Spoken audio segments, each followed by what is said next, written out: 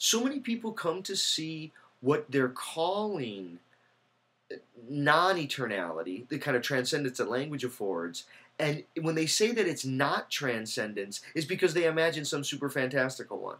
That's the monkey. See, if you really want to say, like, let's push the envelope in a totally different direction. If you really want to say, look, we are nothing but animals, and that's all that we are, and we've evolved out of natural evolution, I think I can grant that. But here's the things that I want to sort of disagree with. One is that we do taste transcendence, and it's not that simply belief in the divine had survival value. People can try to give that argument. No, people have a sense of the divine because they're language users, they're word speakers.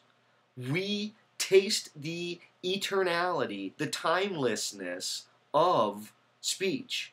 And when people say, well, that's not true eternality, where are they getting that concept of what true eternality is? They're using what could be called a God's eye view. They're smuggling in the same way, you look at, like, there's a great, if people haven't seen it, there's a wonderful book called The Mind's Eye, and it was edited by Douglas Hofstadter and Daniel Dennett. Has the great essay in here by Harding called On Having No Head. But, in the same way that there is this kind of view from nowhere, instead of saying, wow, we are just animals, and as animals, it is mind-blowingly fascinating that we can transcend empirical experience. We fall into history, and the words that I'm speaking are the oldest things I've encountered today.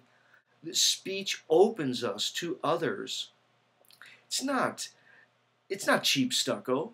I mean, the people who think that speech doesn't give real transcendence, they're in love with a fantasy that I think was hoodwinked into them through an imagination and a kind of God's eye view. From where comes the concept of eternality that's being used to show that mine is really not true eternality? I think they're confusing the indefinitely ongoing, or something like an ongoing infinity that's a part of time. To me, eternality has nothing to do with time. You can't have eternality in time. Eternality is like a dimension that's outside of time. It's a transcendent realm.